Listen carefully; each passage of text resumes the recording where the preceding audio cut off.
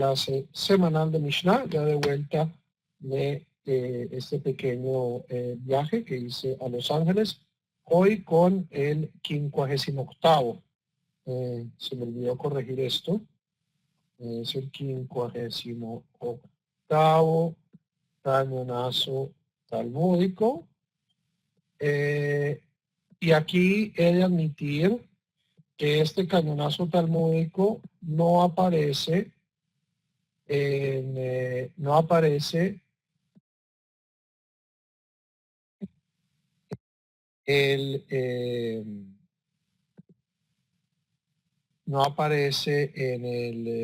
en la lista original de la Universidad de Brandeis, de las 67 sugiot, sino una sugia que yo he decidido traer, no solo porque su contenido teológico me parece muy, muy importante, sino porque, como vamos a ver, resalta la importancia de estudiar el Talmud críticamente. Si uno cree o supone, como un judío creyente, o bueno, como un judío practicante al menos, que la Torah oral representa de algún modo algo a lo que hay que ponerle atención, ya sea como la expresión autorizada de la voluntad divina para el pueblo de Israel, o al menos como una cuestión de mucha relevancia histórica y ética para nuestro pueblo. Es importante saber que a veces el texto que nos ha llegado hasta el día de hoy no es el texto original. Es decir, que a través de su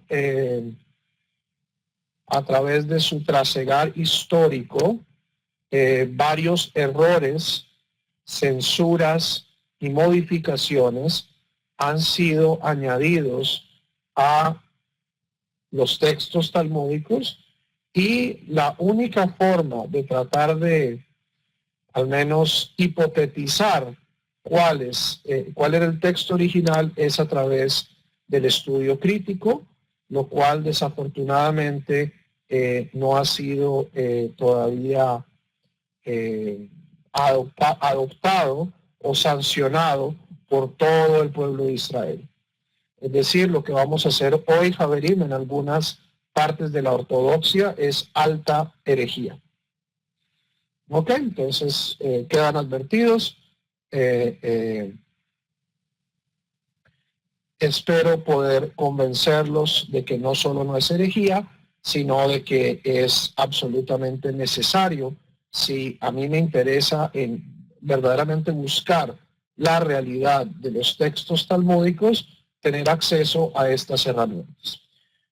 Pero esa es la introducción. Hoy comenzamos en este 58º cañonazo talmúdico a estudiar el Tratado de Sanhedrin.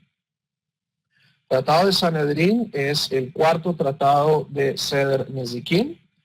Viene después de las 3 Babot, de Baba Kama, Baba Metzia, Baba Batra, y es un tratado fascinante. Es un tratado fascinante, dado que tiene que ver con el derecho capital. Cuáles son los crímenes que conllevan a la pena capital, y en general en Masejet Sanhedrin aprendemos cómo se organiza una corte judía, no solo para los casos de pena capital, sino también para los casos monetarios. Y esto que estoy trayendo a colación no es, aquí estoy haciendo trampa, de cierto modo, porque la sugía que vamos a investigar hoy no es en efecto una sugía talmúdica, sino que es una Mishnah. Esta es la Mishnah la última Mishnah del cuarto capítulo de Masejet Sanhedrin, del Tratado Sanhedrin, donde estamos discutiendo, para darles un poquito una idea de dónde estamos, el procedimiento de cómo se organiza una corte. ¿Okay? Capítulo 3, Zeboher, que se ha dicho de paso, el primer tratado, el primer capítulo del Talmud que estudié en Yeshiva hace ya bastantes años. Entonces este tratado siempre ha tenido un interés sentimental. Cuando lo estábamos estudiando fue que me casé, entonces está conectado con una época muy linda de mi vida, a pesar de que su tema es bastante dramático. Y el tratado que estudiamos, el tercer capítulo, habla de cómo se eligen los jueces y de qué, por ejemplo, invalida a un testigo. Y en el capítulo cuarto ya se habla del procedimiento de cuando se organiza una corte, ya sea una corte para casos monetarios o una corte para casos capitales, cómo es el procedimiento de la corte. Y estamos hablando en esta última Mishnah del cuarto capítulo de cómo atemorizamos a los testigos en un caso capital. ¿Ok?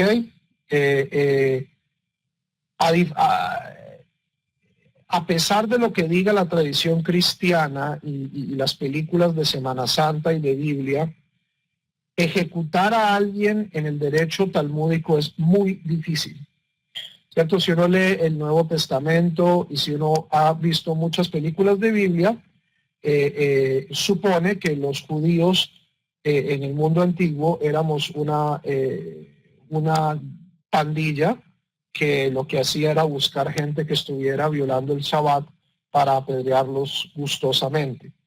Esto no es cierto.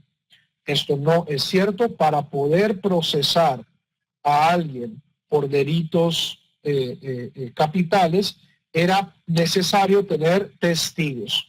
Y estos testigos, antes de que subieran al estrado, por decirlo así, se les, aquí, o sea, la palabra es me'ayem, que significa amedrentar, pero aquí no es amedrentar, sino es mostrarles la seriedad de su labor. ¿Ok? Entonces, Ketzad me'ayemim et ha'edim, cómo ponemos serios a los testigos, cómo asustamos a los testigos para que tomen su labor seriamente. Al edei nefashot, si estamos hablando de casos de capitales, hayum machnisinotan, se llamaba a los testigos al estrado, o me'ayemim aleihem, y se les dice las siguientes palabras para darles pues una idea de la gravedad de su rol, de su trabajo. Shema tomru, ojo, cuidado, no vayan a traer ningún testimonio que sea me'omed, de suposición. No es que, supuse que esta persona mató a tal, o supongo que esta persona viola el Shabbat. No. Umishmoa ed mi pi ed. Y no es que, fulanito me contó que vio a esta persona violando el Shabbat, o vio a esta persona cometiendo adulterio, o vio a esta persona cometiendo asesinato. En el judaísmo solo vale testimonio directo. Es decir, si la persona estuvo presente en el delito. Así sea el testimonio de una persona tremendamente confiable, ¿cierto? A mí me dijo el rabino, el santo rabino de Chiquinquirá, me dijo que esta persona era un desecrador del Shabbat. ¿Ok? No, ningún tipo de ninguno de estos testimonios es válido. Alguien, por favor, contéstele a Lirio. ¿Cuántos testigos? 2. 2. Si yo no tengo 2 testigos, varones, se ha dicho de paso, judíos, yo no puedo ejecutar a alguien por pena capital. ¿Ok? Entonces, cuando los testigos van a subir al estrado, se les dice, por favor, no vayan a presentar evidencia circunstancial, no vayan a presentar hearsay, lo que en Estados Unidos se llama hearsay, es decir, el testimonio tiene que ser directo.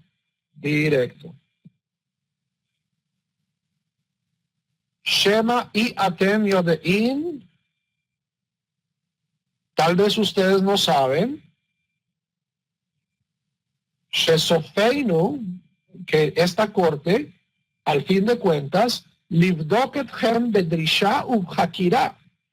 Nosotros los vamos a examinar y a contraexaminar. O sea, tal vez ustedes nunca han sido testigos en un caso de pena capital, pero esta va a ser una investigación súper detallada. ¿Ok? Súper detallada, donde no vamos a recibir ningún tipo de evidencia circunstancial, ningún tipo de evidencia indirecta, ningún tipo de evidencia, no, tiene que ser evidencia directa.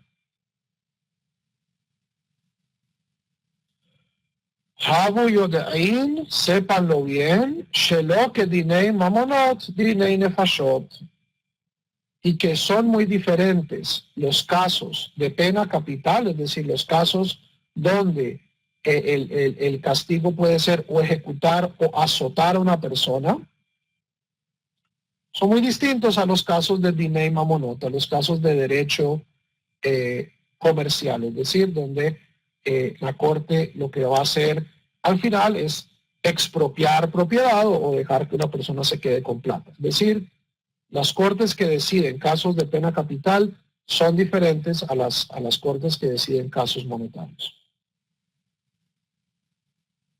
¿En qué son diferentes? Y esto es parte del discurso con el que nosotros amedrentamos a los testigos para que se lo tomen en serio. Dinei mamonot, en el caso de derecho comercial, Adam noten mamón o mitjaperlo. La persona que acaba debiendo paga y con eso cumple su sanción. ¿Ok? Recordemos, Adelim, que en el derecho talmúdico y en el derecho bíblico no hay cárcel. Esta idea de que la cárcel es de que yo, estando retirado de la comunidad por una cierta cantidad de tiempo, pago mis deudas a la sociedad, es un concepto que no tiene precedente en el derecho judío. Había cárceles, sí, para mantener a los presos mientras se les juzgaba, pero el encarcelamiento de por sí no era no podía subsanar la deuda. Entonces, en el caso de derecho monetario, ¿qué pasa? La persona que es hallada culpable de deberle plata a otro, le tiene que pagar.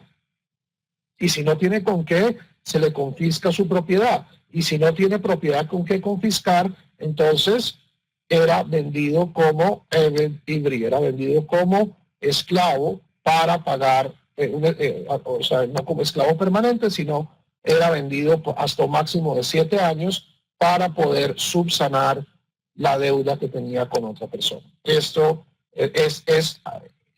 así acaba todo caso de derecho comercial, lo que en hebreo se llama dinei mamonot. Dinei nefashot, pero en el caso en un caso capital, damo udam zerotav tluyim bo ad sof haolam. En los casos de pena capital, tanto su sangre como la sangre de sus descendientes, de su simiente, dependen de ustedes o dependen de este caso hasta el fin del mundo. Hasta aquí la amenaza. ¿Ok? Es decir, cómo amenazamos o cómo amedrentamos a los testigos en un caso capital, les decimos, mire, aquí esto puede acabar en sangre. Aquí va, puede que alguien acabe muriendo, y si usted mata a esta persona, no solo está matando a esta persona con su testimonio, sino está matando a todos sus posibles descendientes. ¿De dónde sacamos esto? un pequeño midrash expositorio. Sheken matzinu becaín. Esto lo deducimos de la historia de Caín y Abel. Sheken matzinu becaín, esto lo deducimos de Caín. Sheharag et ahil, cuando mató a su hermano. Sheneemar, está dicho, esto es en Génesis 4. Demei ahija soakim. Eso es lo que Dios le dice a Caín para regañarlo. La sangre de tu hermano clama. Y Bichú, ¿en qué número está sangre? ¿Singular o plural?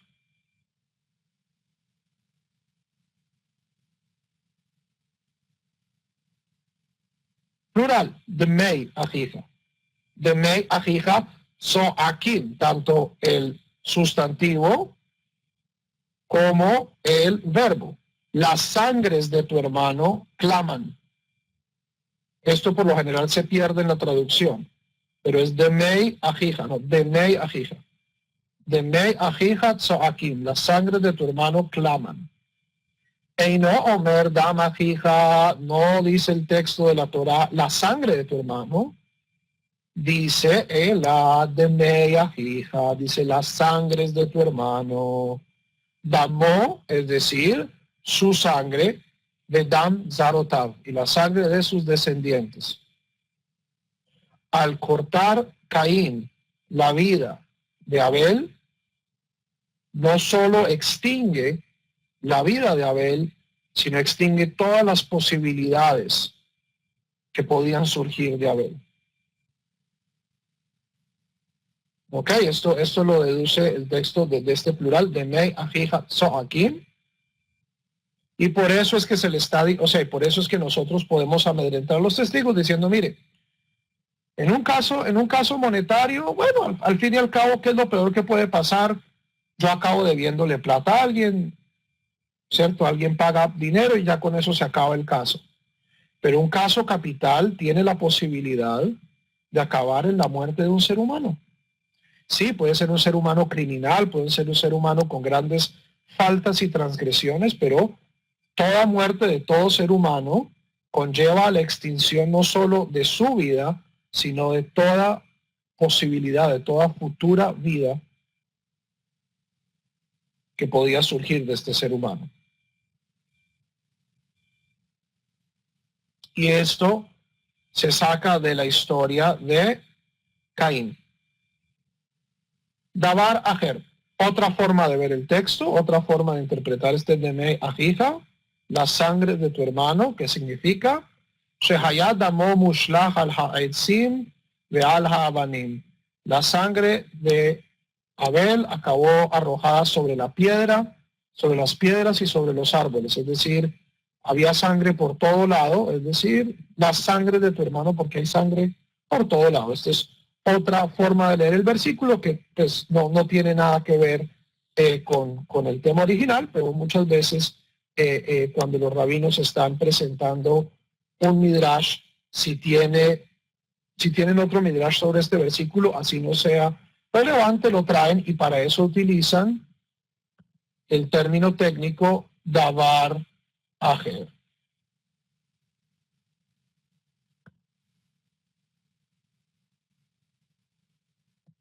Parentéticamente, otra interpretación sobre el mismo texto. Hasta aquí, preguntas.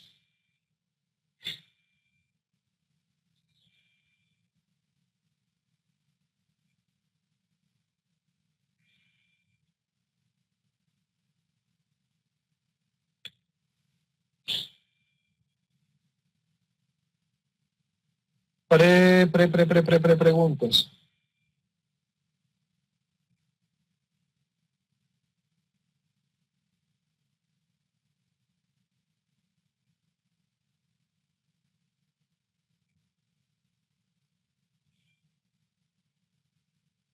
La pena de muerte bíblica con el Sanedrín.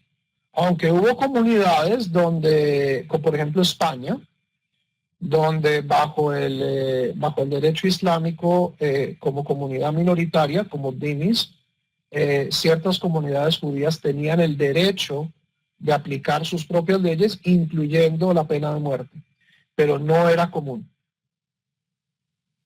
No era común. ¿Ok?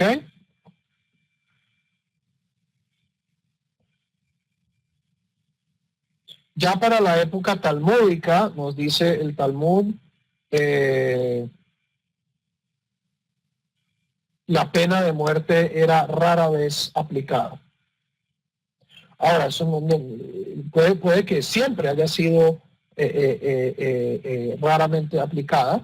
O sea, nosotros no sabemos si en la época bíblica el pueblo de Israel era mucho más tejano, mucho más sanguinario, pero sí tenemos claros testimonios que en la época talmúdica era rara la ocasión en que una corte judía pidiera o ejecutara la pena capital.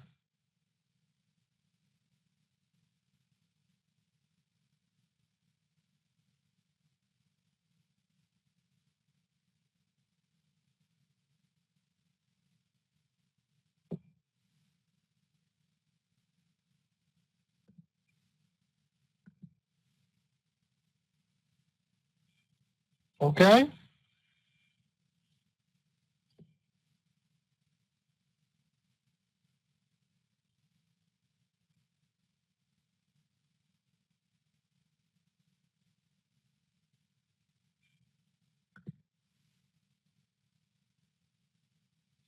¿Cuál historia de Shoshana? No sé de qué estás hablando, Braille.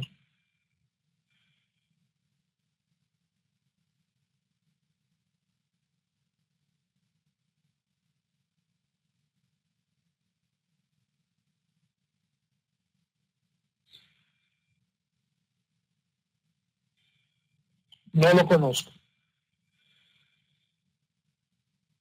Pero muchos de estos libros deuterocanónicos,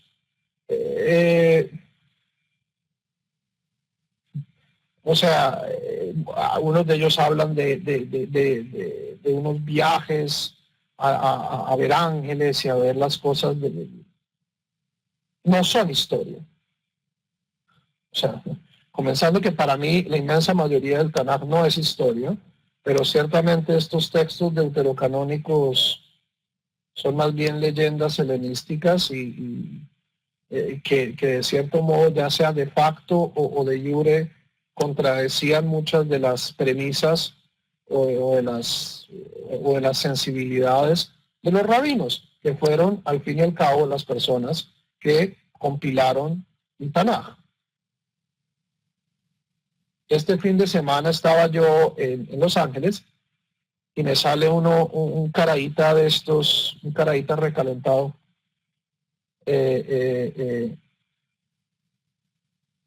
y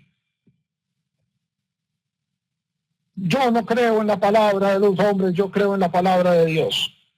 La palabra de Dios, Javerín, el Tanaj, fue elegido por comité. Entonces yo eventualmente tengo que creerle a algunos hombres, porque qué libros entran y qué libros no entran a la Torá dependió de un comité. Es más, nuestro propio texto con vocales depende de la familia Benasher hace solo 10 siglos. Entonces nosotros dependemos de una tradición humana, una tradición por hombres, para la integridad del texto mismo de la Torá. Entonces, esta cuestión de que yo puedo acceder directamente a la palabra de Dios es una cuestión protestante y es mentira, es una ilusión. Todo texto, no solo en el judaísmo, sino en cualquier cultura, es mediado y es preservado por una comunidad humana y falible a la cual le interesa la preservación de este texto.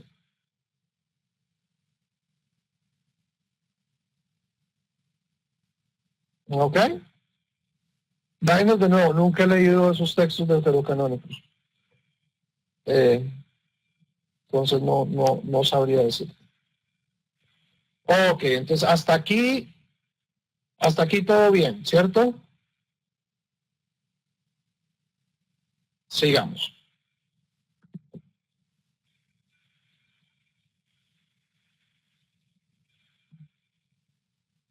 Ok.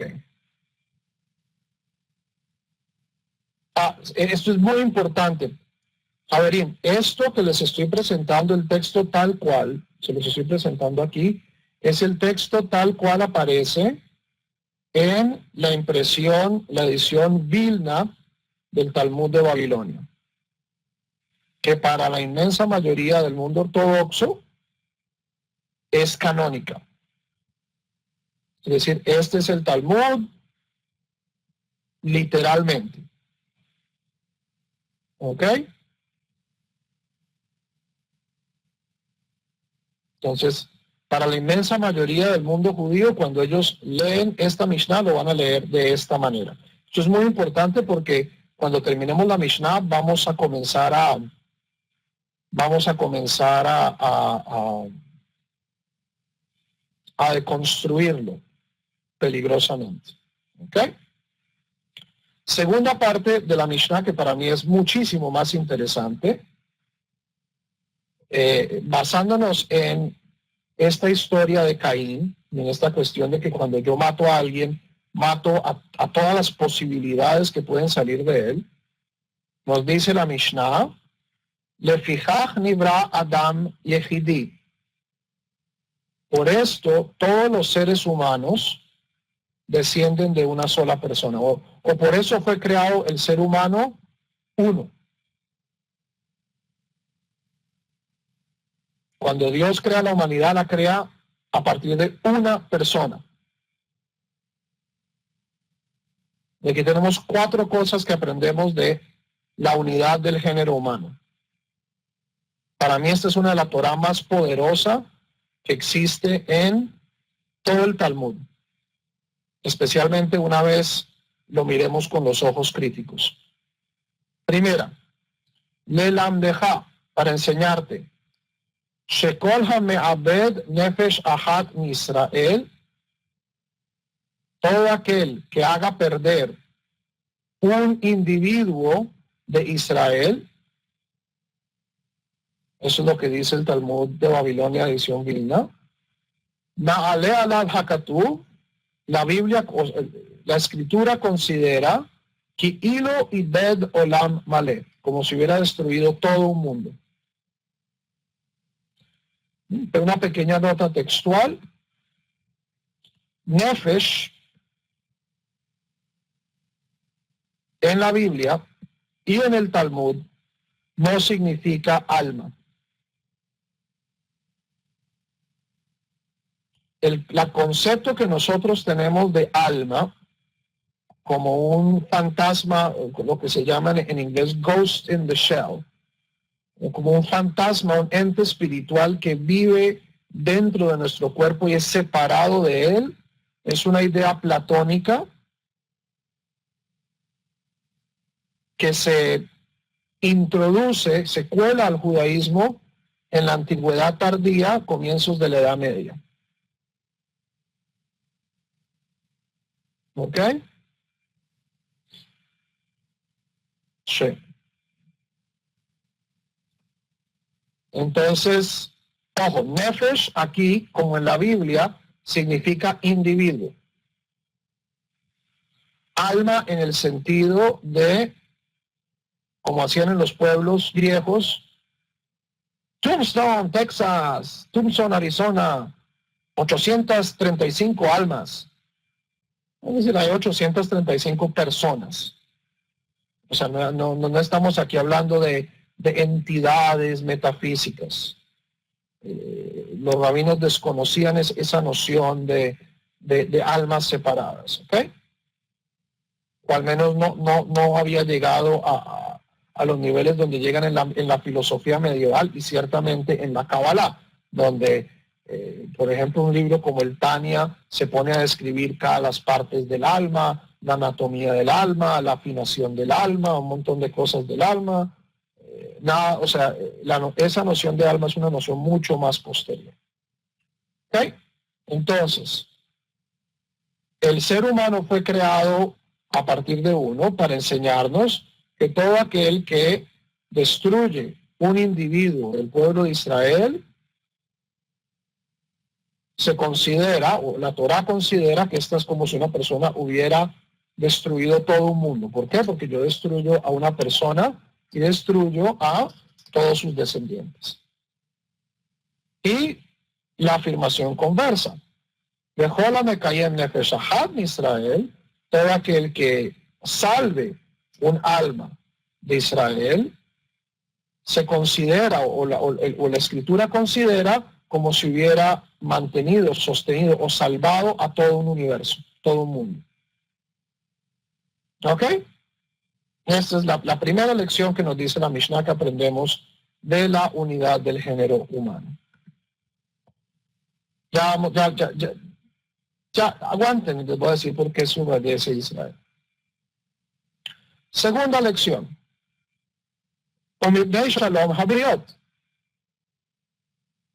La segunda razón por la cual todos los seres humanos descendemos de una pareja original es para que haya paz entre los seres humanos. Para que no pueda ningún ser humano decirle a otro, Abba Gadol me avisa, mi papá era mayor que tu papá. Es decir, yo soy de mayor pedigrí. Que en mi opinión ha sido la gran transgresión de toda cultura por fuera del pueblo de Israel hasta llegar a la Declaración de los Derechos Humanos. Y desafortunadamente el pueblo de Israel no siempre ha vivido, o al menos individualmente, los judíos individualmente no hemos vivido siempre de acuerdo a este importantísimo mensaje ético y moral. ¿Ok? Sostener la unidad del género humano implica que no hay pedigrís, porque nadie puede decir mis ancestros son de mejor familia. Eventualmente todos nos remontamos a la misma pareja original. Y incluso para aquellos de nosotros que tomamos la historia de Adán y Eva como metáforas, como mitos, como exposiciones sobre la antropología humana, y no como historias reales, prácticas, Javier, eso es exactamente lo mismo que dice la evolución. La teoría evolutiva eventualmente dice que todos nos remontamos a un antropoide en África. Entonces nadie es mejor que nadie. Las diferencias en nuestro genoma son mínimas. Esa es la segunda conclusión. Tercera conclusión, que para mí es contundente. Shelo ihiu haminim omerim, para que no digan los herejes o los sectarios, en este caso creo que son los protocristianos, una especie de maniqueos, Harbe Reshuyot Bashamayim.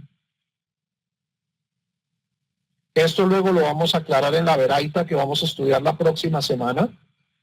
Pero, Javerín, si hay un solo género humano,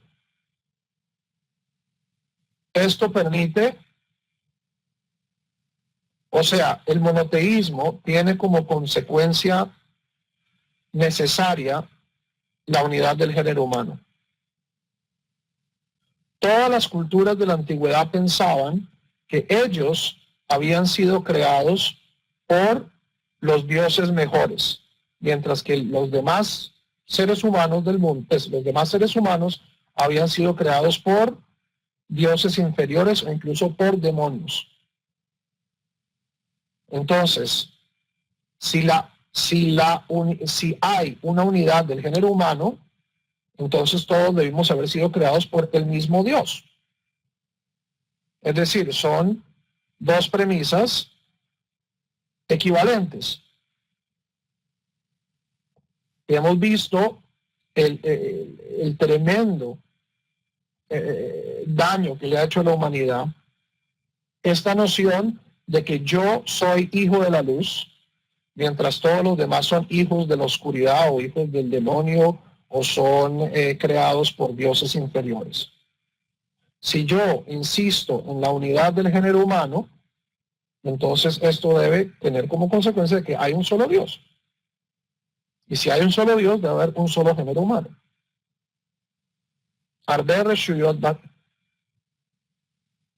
Insistir en la unidad del género humano, en la equivalencia de todos los seres humanos, es parársele a los dualistas y decir,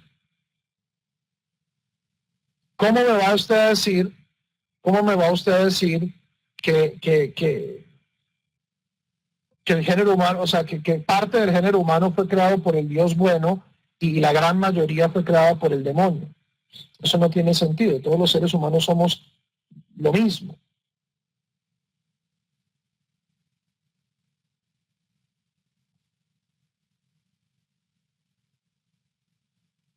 Cuarta conclusión, es un midrash muy bonito. Mario, el Islam no tiene nada que ver con esto. El Islam, como el cristianismo, como el judaísmo, insiste en la unidad del género humano.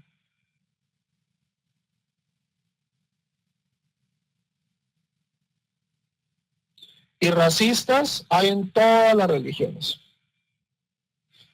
Hay muchos judíos que piensan que los goyim son infrahumanos. En mi opinión, estos son malos judíos. Son judíos que han pervertido el mensaje central de la Torá.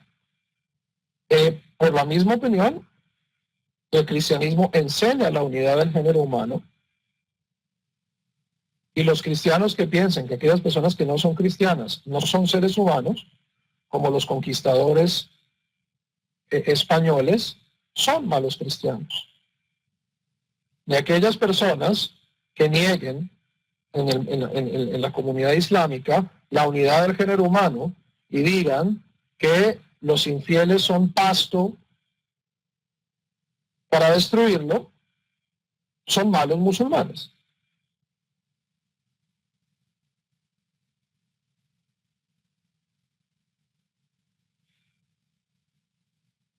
Cuarta conclusión de la unidad del género humano.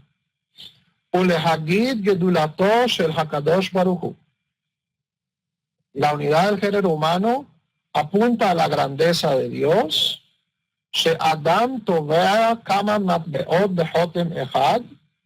Cuando un ser humano hace varias monedas con el mismo sello, kulan domin, todas son igualitas. Kulan domin zelazé. Pero Melech Malchei Hamelachim, el rey de los reyes, Hakadosh Baruch Hu, el santo bendito sea, Tabá Kol Adam Bejotamo Shel Adam Arishon, selló a todos los seres humanos con el sello de Adam, con el sello del primer hombre, Ve'ein Echad Mehen Domeh Lechavero. Es decir, todos los seres humanos somos hechos de acuerdo al patrón del primer hombre, del primer ser humano, de Adam Arishon, pero ninguno de nosotros es idéntico al otro. La diversidad humana dentro de la unidad del género humano muestra la grandeza de Dios. Lefijaj kol echad ve'echad hayab lomar. Por lo tanto, toda persona debe decir, está obligado a decir, Bishvili nibra haolam. Para mí fue creado el mundo. ¿Ok? Porque a pesar de que yo fui hecho de acuerdo al modelo de Adam Arishon, nunca va a haber en toda la historia del género humano una persona como yo.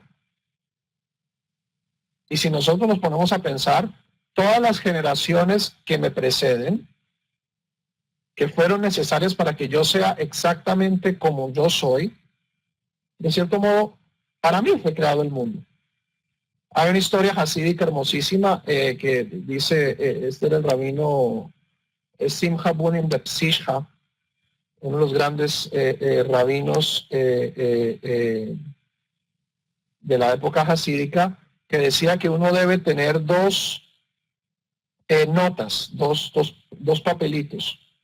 Uno en un bolsillo que diga Bishvilin Ibraha Olam, para mí fue creado el mundo, y otro que dice Ani Afarba Efer, yo soy solo polvo y ceniza. Y ambos son ciertos. O sea, la existencia de cada ser humano es transitoria, es ínfima, o sea, en la gran escala de las cosas, en la gran escala cósmica, la vida de un ser humano es nada. Pero la grandeza de cada vida individual, y por eso es que la vida es sagrada, es que no hay otro ser, no hay y nunca va a haber otro ser como yo. Cada ser humano es tan único como Dios. Y por lo tanto, podría decirse que el universo entero fue creado para que yo existiera, para que cada uno de nosotros existiera. Ivette, ¿cambio de qué?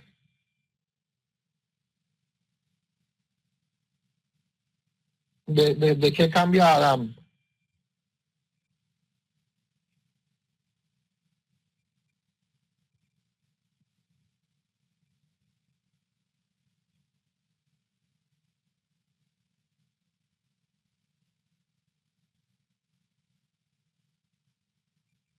Adán se refiere a todo el género humano, totalmente.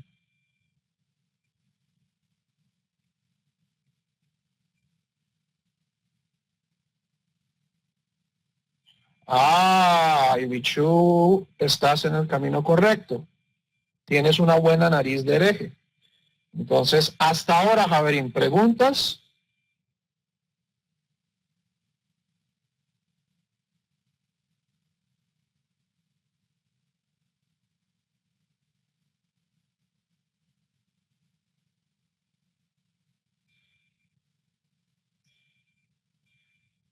Brainer, Ham no era negro. Esta cuestión de que los jamitas fueron esto es todo un midrash del siglo XVI cristiano para justificar la esclavitud. Segundo, Eved, servidumbre en la Torá, nunca significa eliminar la humanidad.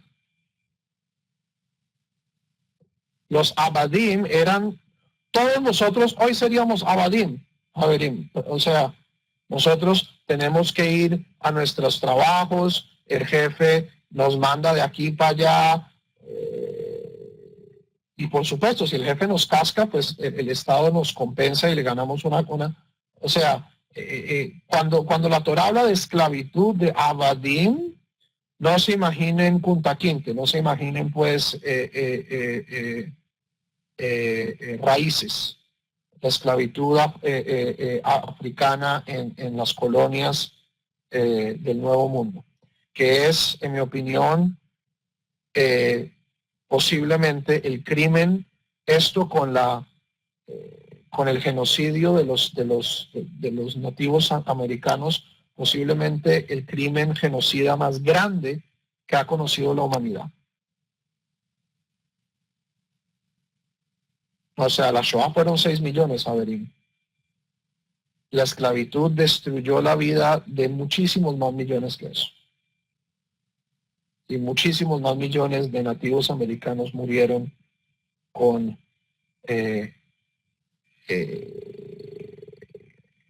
las conquistas y la esclavitud forzada que le pusieron los españoles. ¿Ok? Y Ham no tiene nada que ver con los negros.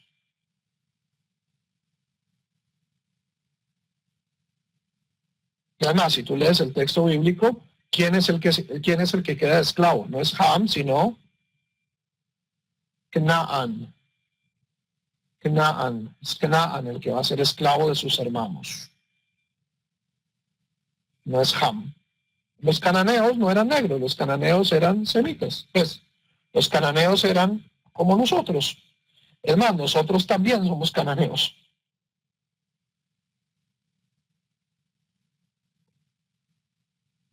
Bueno, nosotros en el sentido judío.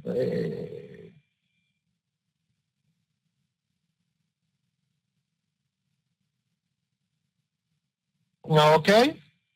¿Preguntas? Ni siquiera la Edad Media, el siglo XVI, siglo XVII es el siglo de las luces. La esclavitud en los Estados Unidos se acabó hace 150 años, Javerín. En las colonias latinoamericanas 160, 170 años. Esto no es tan viejo. Esto no es... Y la verdad, seamos francos, en la inmensa mayoría de nuestros países, las personas afrodescendientes siguen viviendo en condiciones prácticamente de esclavitud. Entonces, la mejora no ha sido sustancial. ¿Preguntas?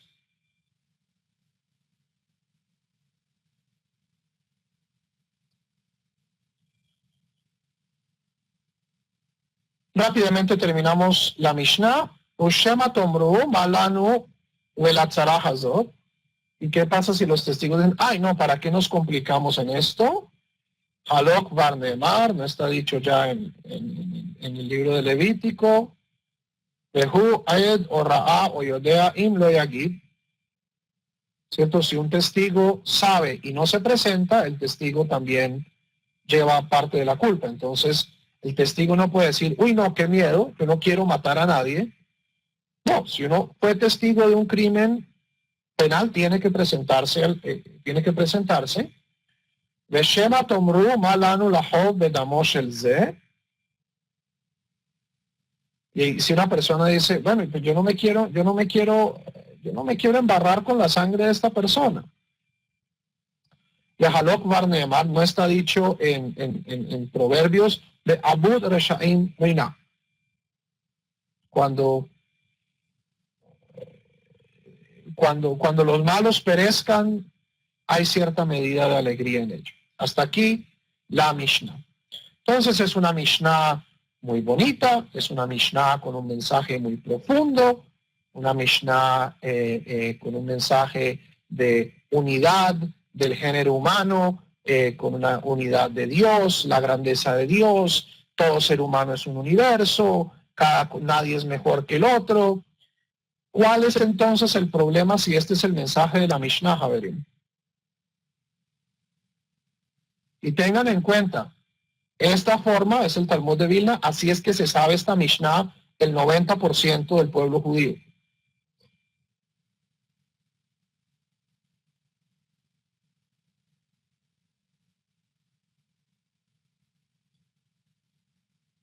Bueno, el problema no es que no lo aplique, bueno, eso es un problema, pero no es un problema textual. ¿Cuál es el problema? Ivette, dale, ya te lo pillaste.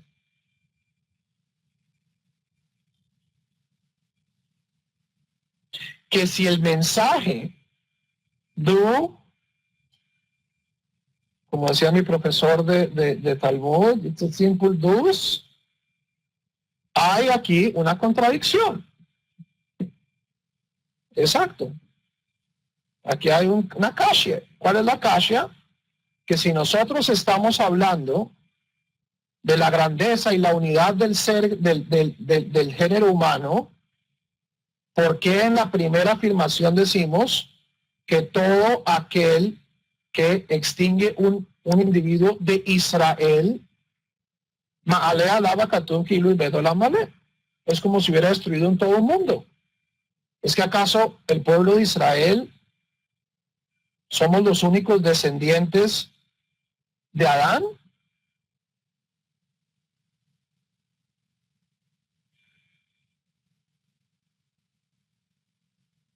no tiene sentido.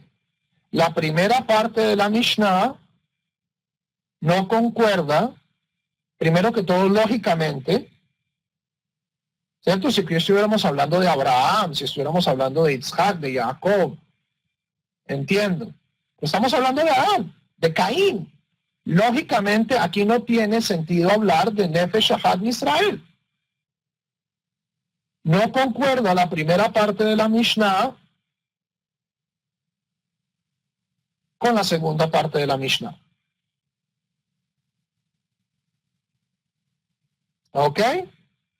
Entonces, aquí hay algo raro.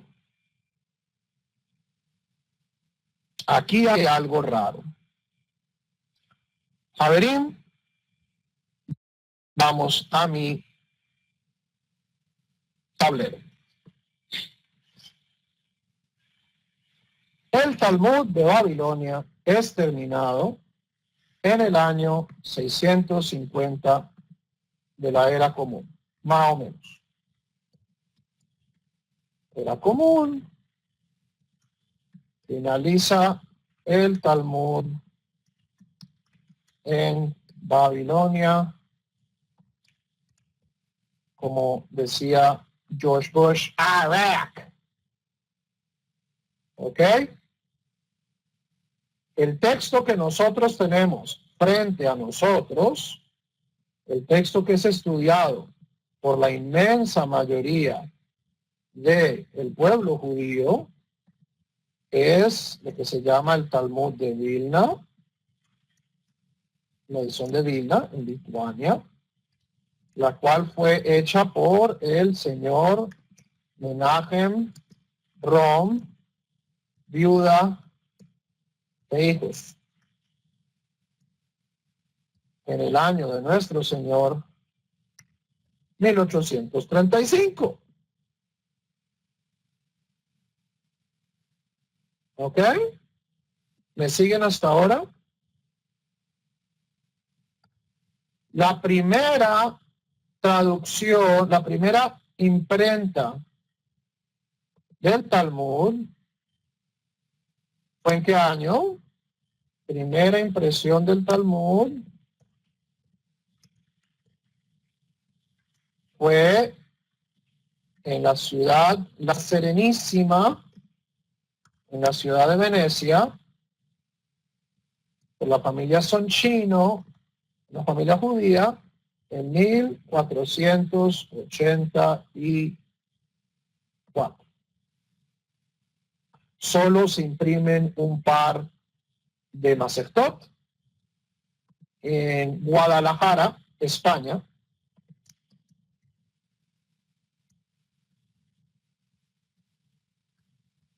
En 1491 hay otra edición del Talmud, de un par de trataditos.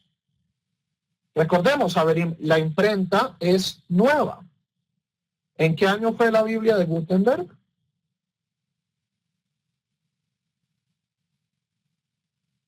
¿En qué año fue la Biblia de Gutenberg?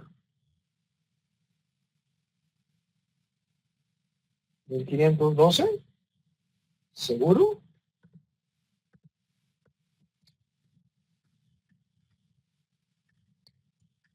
No. Tiene que ser antes.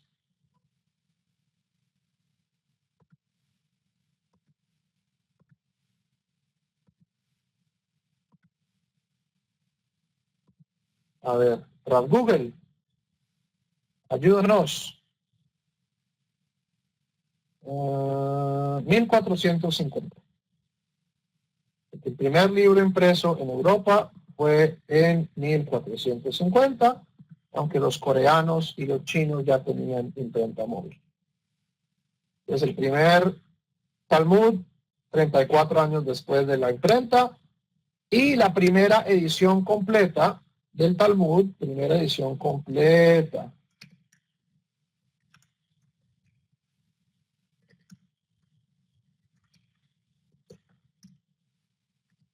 Fue hecha por un impresor cristiano llamado Daniel Bomberg,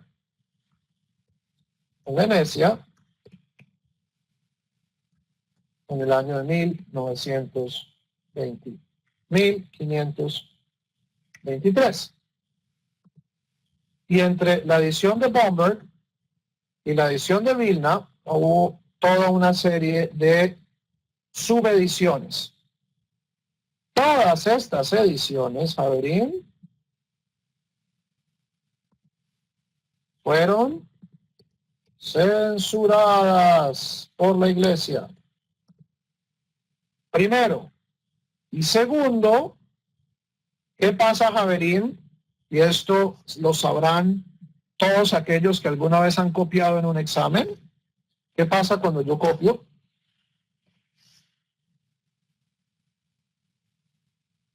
Copio mal. Hay errores de copia. ¿Cuál es el problema de la imprenta?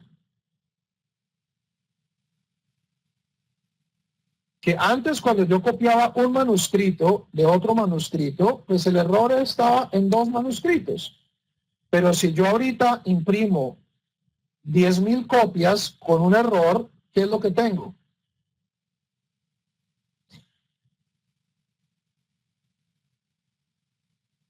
$10,000 errores.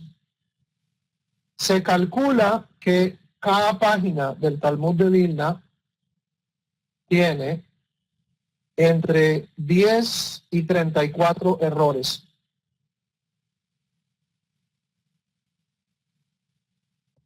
Cada página, cada folio del Talmud de Vilna tiene entre 10 y 34 errores en promedio. Y esto es lo que nosotros decimos que es la Torá Shebe'al Peh, que fue entregada a Moshe, pues, bueno, que fue entregada al pueblo de Israel, prácticamente en el Sinaí. ¿Qué hay entre antes de Sonchino y la finalización del Talmud? Hay manuscritos. Ahora, los manuscritos tienen dos ventajas. Los manuscritos tienen la ventaja de que son más viejos, uno, y dos, que como son hechos a mano, entonces sí, los manuscritos heredan errores, pero recordemos, Javerín, que en esta época la gente no viajaba. Entonces, los manuscritos de España, por ejemplo, van a ser muy diferentes de los manuscritos, bueno, no muy diferentes. Los manuscritos de España todos van a tener los mismos errores, pero estos no van a ser los mismos errores que tienen los manuscritos de Francia o los manuscritos de Alemania o los manuscritos de Italia. ¿Por qué? Porque la gente copiaba los manuscritos y los textos se quedaban más o menos donde estaban. Entonces los manuscritos preservan lecturas mucho más fieles del texto talmúdico. ¿Ok? ¿Todo claro? Al esclar, perfecto.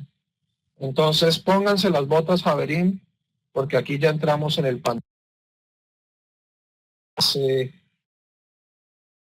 Yo me sospecho, si yo estoy leyendo esta Mishnah, primero que todo, cuando yo llegué a esta afirmación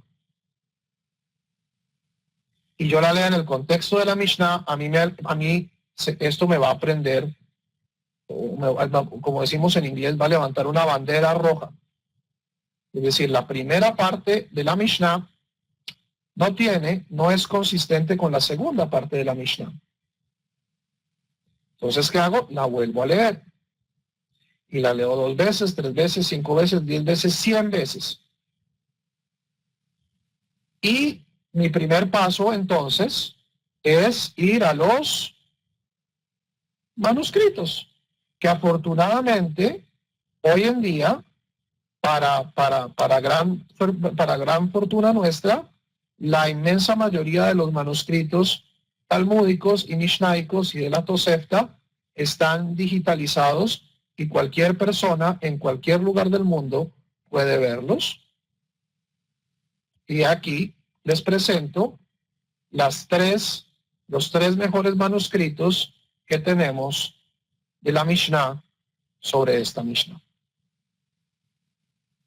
¿Ok?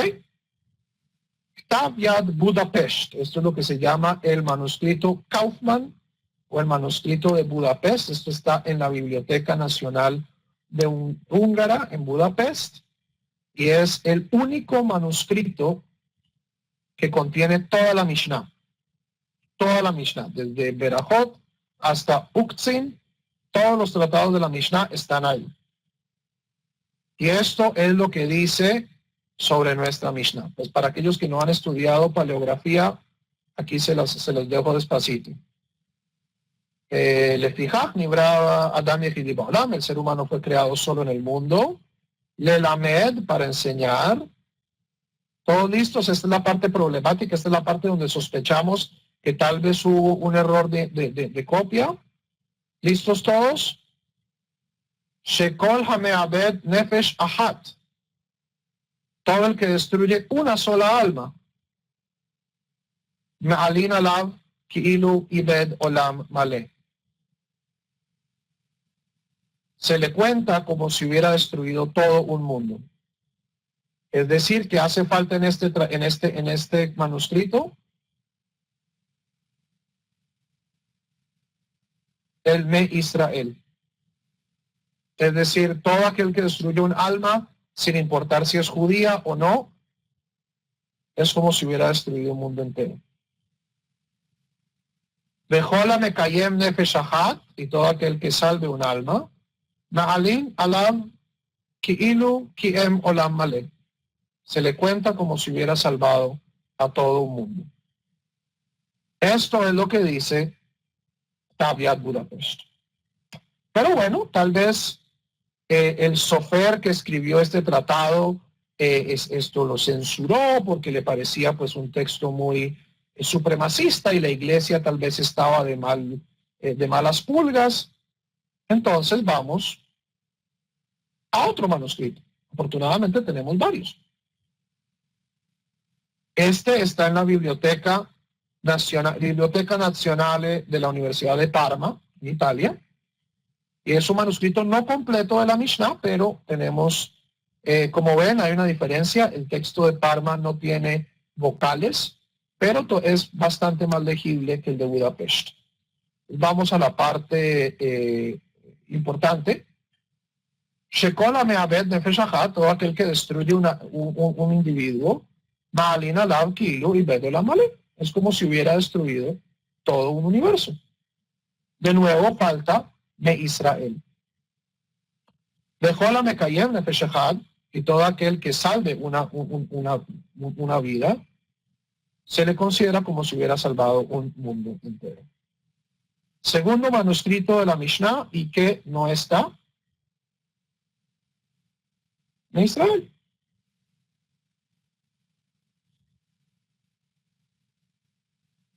Cero, Iván. Talmud de Vilna 1, manuscritos 2. Pero bueno, hay que estar seguros. Vamos a Ktav Yad Minchen. Vamos al manuscrito de la Universidad de la Biblioteca Estatal de Múnich, que es el único manuscrito medieval de todo el Talmud, desde Berajot hasta Nidá, y afortunadamente en la forma en que está hecho el manuscrito, también cita la Mishnah. Este es un poquito difícil de leer porque abrevia algunas cosas, pero Shekol Hameabed Nef, ¿cierto? Aquí abrevia Nefesh, pone Nef. Todo el que destruye un Aj, Nef, Aj, es decir, un individuo, Ma'al, se le considera Ki'ilu Ibed Ol Mal. Es como si hubiera destruido un mundo entero.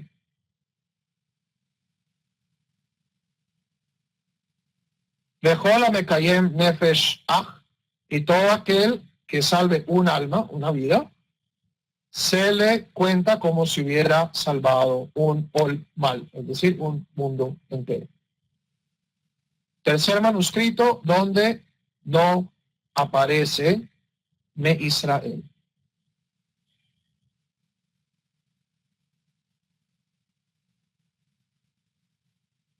Hasta ahora, esto parece ser que esta lectura es, en efecto, la lectura original y que en algún punto, algún impresor resentido, o bueno, y ciertamente los judíos teníamos motivos para estar resentidos en el siglo XVI, XVII, añadió este en Israel que no tiene nada que ver con la versión original de la Mishnah y que desafortunadamente por su popularidad ha acabado siendo el texto. Y Javerín, ¿qué pasa si yo creo que la Mishnah dice que todo aquel que destruye una vida judía es como si hubiera destruido un mundo entero? Y todo aquel que salve una vida judía es como si hubiera destruido un mundo entero. Si yo pienso que eso es lo que dice la Mishnah, ¿qué es lo que estoy haciendo?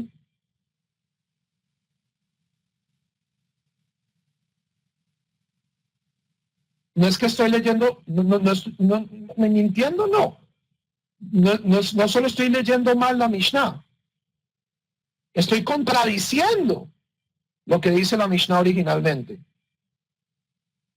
La persona que introdujo ese Ne Israel no solo cambió el texto un poquito, subvertió el texto, es decir, hace que el texto diga todo lo contrario de lo que el texto quería decir. Y la única forma en la que yo puedo descubrir, rescatar la versión original de la Mishnah es a través de este trabajo de ir a los manuscritos y de no tragar entero. Ahora, supongamos que, bueno, los manuscritos todos pueden venir de una misma familia. Hay otro sistema para ver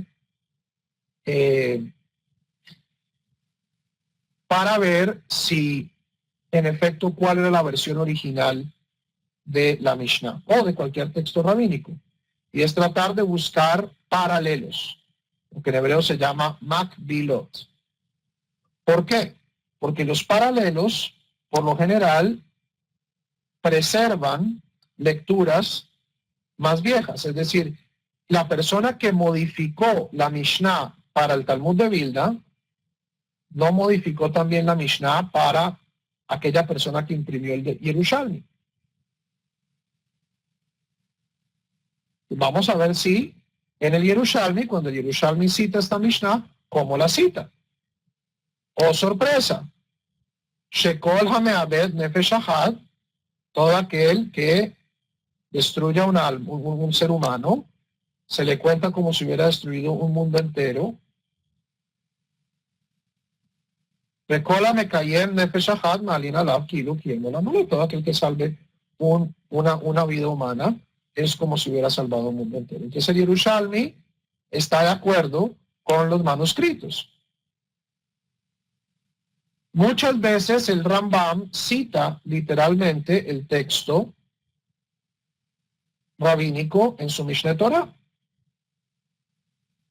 Y aquí tenemos que el Rambam en Hilchot Sanedrin, capítulo 12, alajá 3, dice: Lelamed shekol hameabed nefesh ahad, todo aquel que destruye una vida humana, se le cuenta como si hubiera destruido un mundo entero. Todo aquel que salva una vida humana es como si hubiera salvado un mundo entero. Es decir, la Mishnah que tenía enfrente el Rambam no tenía Ne Israel. Ahora, todo esto, por supuesto, es especulación. Pero, Javerín, si todos los manuscritos y todos los paralelos apuntan a una lectura que no tiene Ne Israel,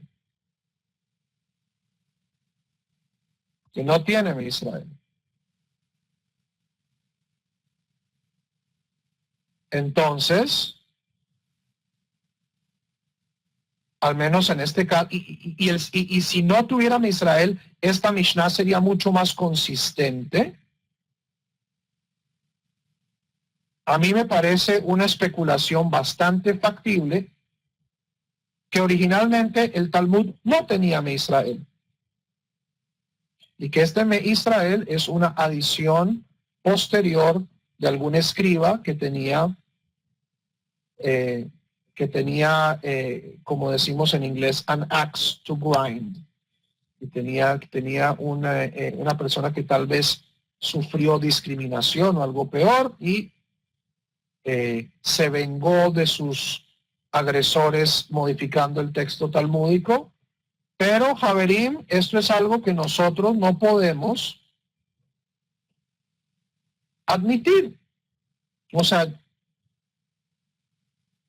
¿por qué?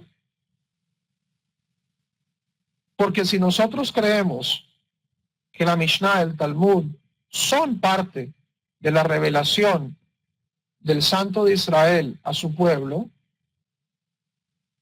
entonces estamos obligados a tratar de buscar la mejor edición, la mejor suposición, y todo esto va a ser suposiciones, pero tratar de buscar la lectura más clara y original. Y esto es lo que pretende hacer el estudio crítico del Talmud, que es la escuela en la cual yo fui educado.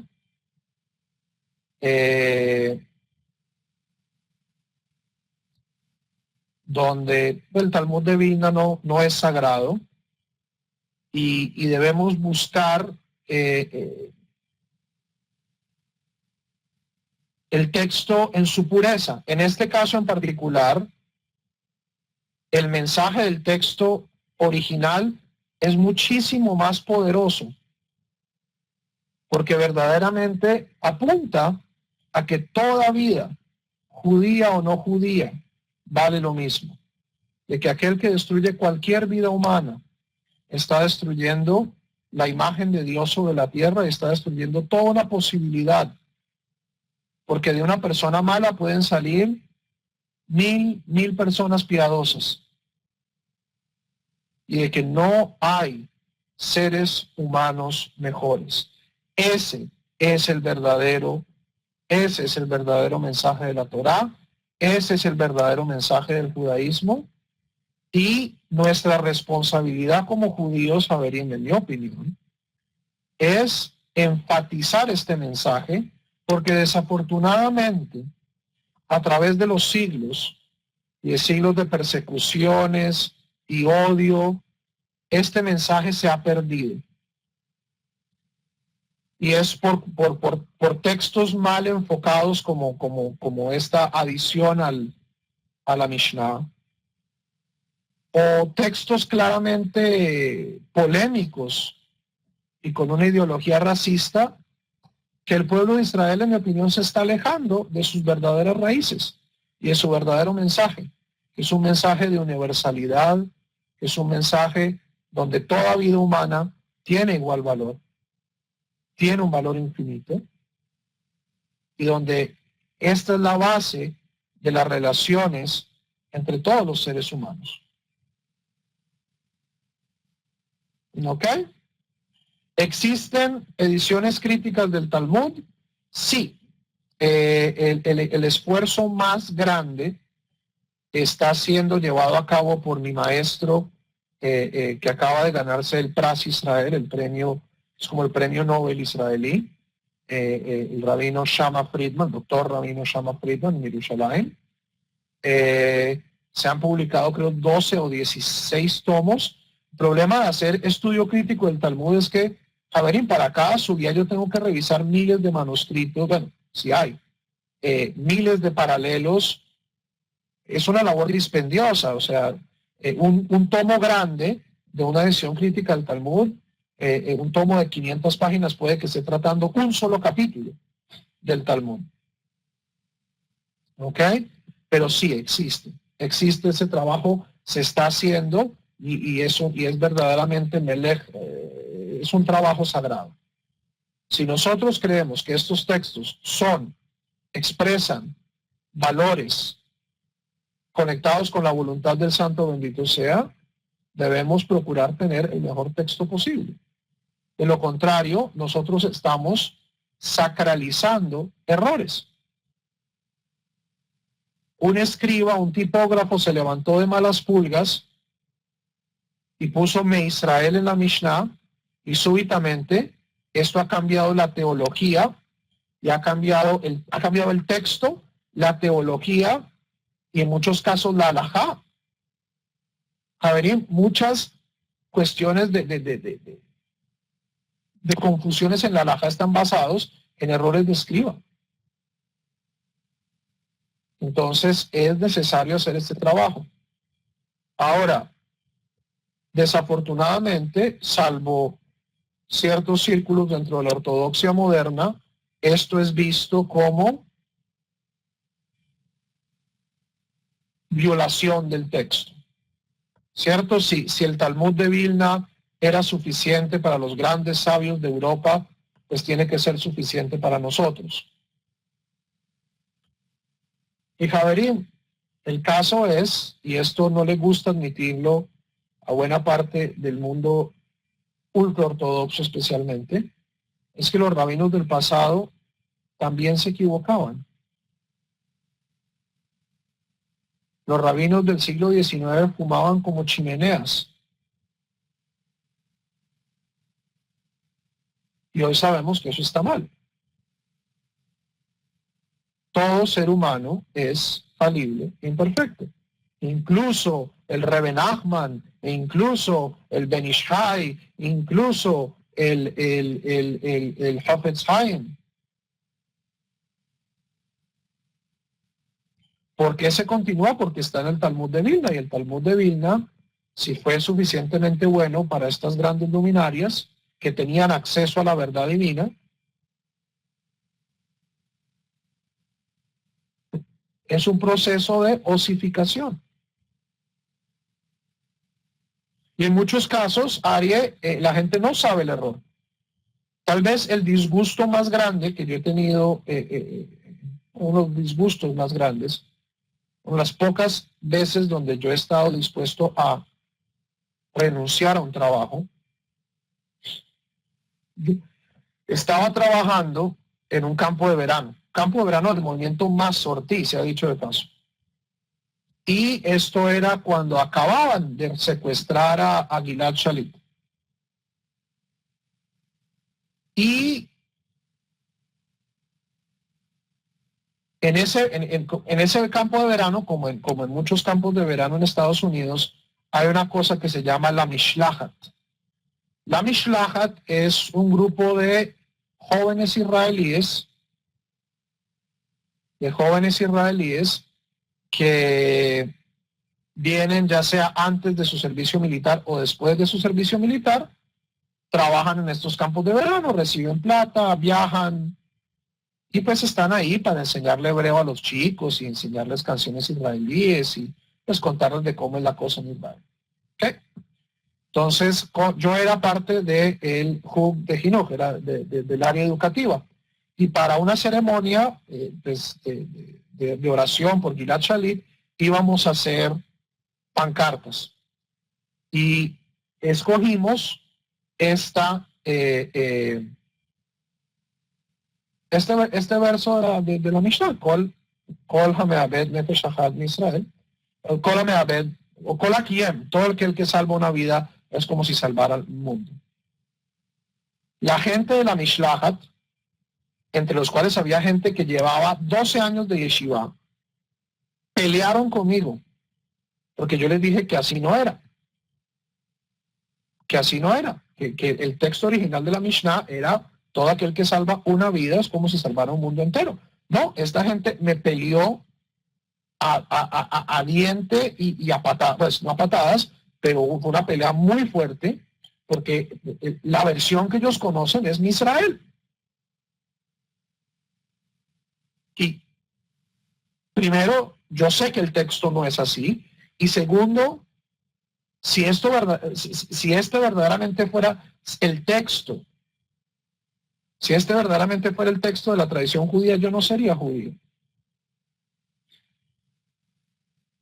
Si los judíos pensáramos, o sea, si la tradición judía, lo que piensan los judíos muchas veces tiene muy poco que ver con la tradición judía. Si la tradición judía, si la Torá de Israel dijera que fundamentalmente el alma de un judío vale más que la de un no judío, yo no sería judío.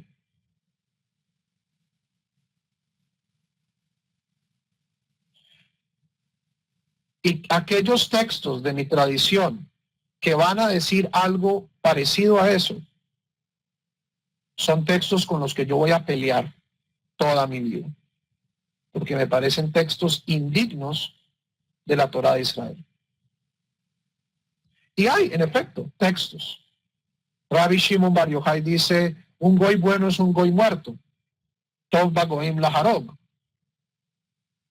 Tengo serios problemas con Shimon Bar Yochai y eso que no escribió el Zohar. Para mí estos textos son problemáticos.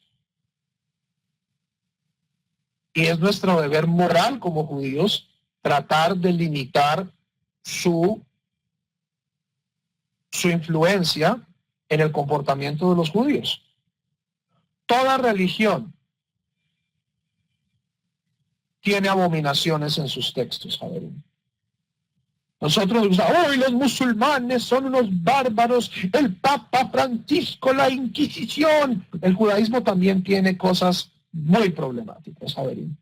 Lean el libro de Josué, donde nos pasamos a cuchillo a mujeres, niños, ganado inocente. Lean en Sefer Bemidbar, que acabamos de comenzar, la guerra contra los midianitas. A mí esos textos no me dejan dormir.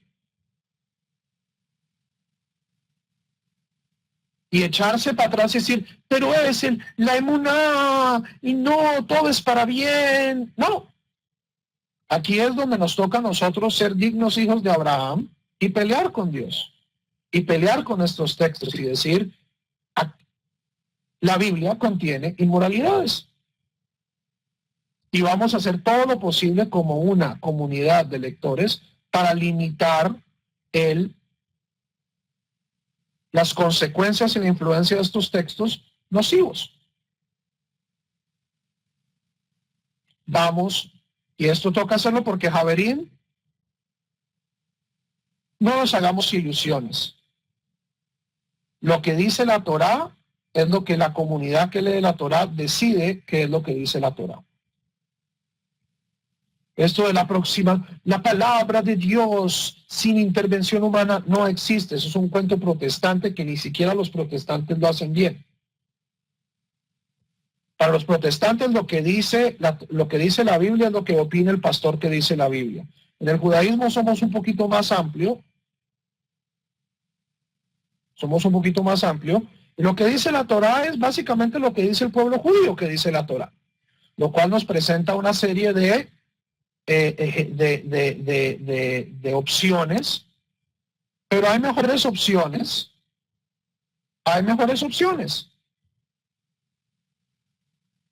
Javerín, hay rabinos en Israel hoy en día que están diciendo que es permitido matar a bebés inocentes si sabemos que ellos van a crecer para ser terroristas. Y estos no son rabinos con pocos seguidores. Es más, muchos de ustedes siguen a este rabino en el internet, yo los he visto. Siguen sus clases de Kabbalah, siguen sus clases, su instituto de Kabbalah. En mi opinión, esa es una lectura inmoral de la Torá, porque no es la única lectura posible y es una lectura que, en mi opinión, va a acabar en genocidio. Y si algo no podemos ser los judíos, es imitar a nuestros enemigos.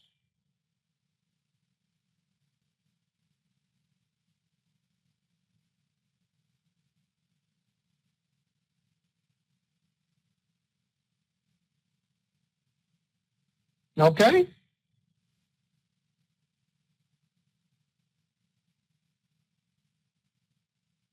Entonces, es nuestra responsabilidad como judíos tratar de buscar la lectura más compasiva, más amplia, que refleje la voluntad de un Dios que en el fondo nosotros, bueno, al menos yo creo que es un Dios bueno, que ama a todos los seres humanos, no solo a la gente que se viste como yo, o que piensa como yo, o que se deja la barba como yo, o que habla en el mismo idioma, sino que es justamente un Dios que creó al todo el género humano en su imagen y semejanza y por lo tanto ama a todo el género humano.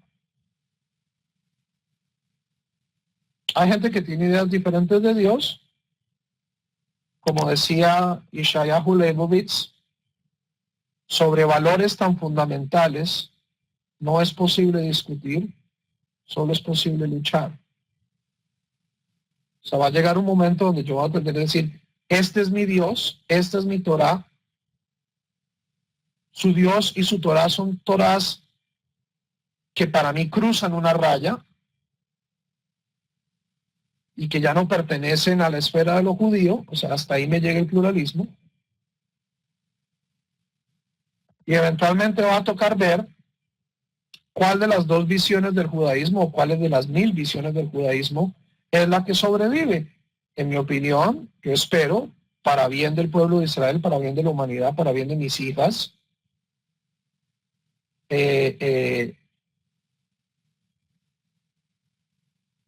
sea un judaísmo donde prime la misericordia y el valor universal de toda vida humana. Si no, si ese no es el judaísmo que prima, Javerín, entonces desde mi tumba o desde mi ancianidad no voy a culpar y no me voy a entristecer si mis hijas deciden ser budistas o si deciden ser ateas o si deciden ser cristianas. El judaísmo no es un hecho, la Torah no es un hecho, no es un dado. La Torah es nuestra, Javier. La Torah es lo que el pueblo de Israel hace de ella. Y si nosotros tomamos este tesoro que nos ha sido dado por el Santo Bendito, o sea, este Kli Tiferet Yofi, o sea, y lo transformamos en un manual digno de los protocolos de Sion, entonces el pueblo de Israel ha perdido su función y ser judío no tiene sentido, no tiene punto. Y va a ser culpa no de los antisemitas, no de los goyines, va a ser culpa nuestra, de que dejamos un cáncer hermenéutico, un cáncer interpretativo, destruya al judaísmo desde adentro. Javerín, en las próximas 2 clases, en el 59º y 60º cañonazo talmúdico, seguiremos estudiando esta subida de Sanedrín, que tiene mucho más jugo que dar. Si este fue apenas un pequeño horse spice, un poquito, un aperitivo. Lo que se viene es candela. Anoche, les recuerdo, fue el cuadrigésimo día del Omer. Ajustenlo para esta noche como quieran. Y seguimos enseñando. No, este año Shavuot es miércoles, jueves, entonces no perdemos clase. Mañana seguimos con el Rambam y el próximo fin de semana Hashem Baraj con el resto de esta sugya. Javerim, buenas noches, Laila Tov y Shalom.